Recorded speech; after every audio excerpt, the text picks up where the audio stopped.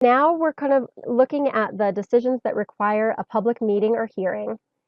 And when we say public meeting or hearing, we're usually talking about these decision makers. So I'm explaining at the bottom of the table what these letters mean. And we planners love our acronyms, our alphabet soup.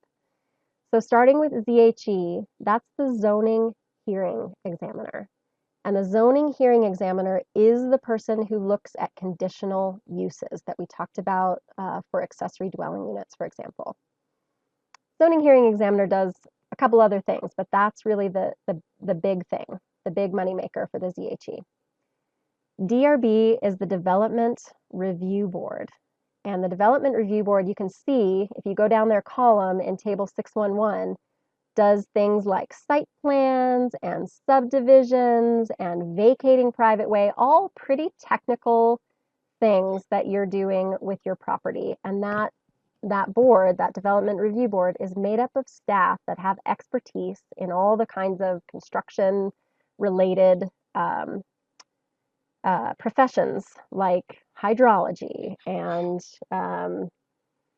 there's a water utility person on the DRB, and a parks and open space person, and a planner, all the people who can really review from a technical level and make sure that you're meeting all of the rules and doing things safely.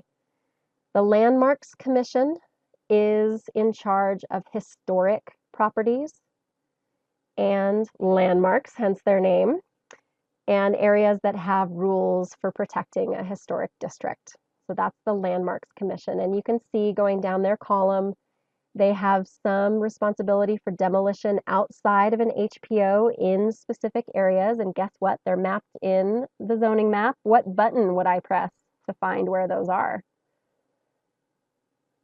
What button to find the places that have a special process? Any guesses? Oh, I can't see my chat anymore.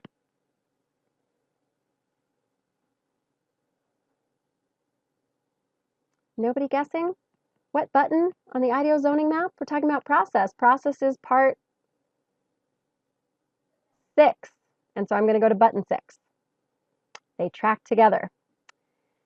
We're talking about the Landmarks Commission. Okay, they also do, looking at my Landmarks Commission, historic certificates of appropriateness and historic design standards and guidelines.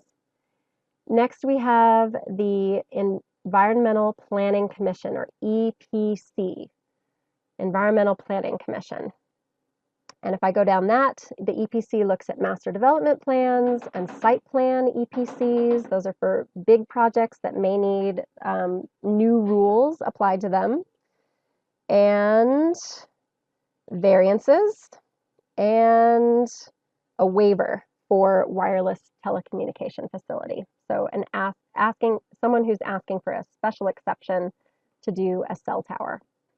So those are the decision makers that are really covered in these kinds of decisions that require a meeting or hearing. And the notice that's added here is published notice. This means a legal ad in the Albuquerque Journal. So again, trying to give notice kind of citywide for something that may be happening. In addition, there's lots of these decisions that require mailed notice. Lots require the posted sign, lots require the email. Many of these decisions require web posting as well. In terms of finding the materials for these decision makers, you can come to the planning webpage. There's a special page with all of the boards and commissions that are included in this. And you can go to that particular board or commission and find their agenda or their meeting minutes or their notice of decision. If it's a council action, which in the case of a vacation of public right-of-way city council, they have the D for decide, you can go to Legistar.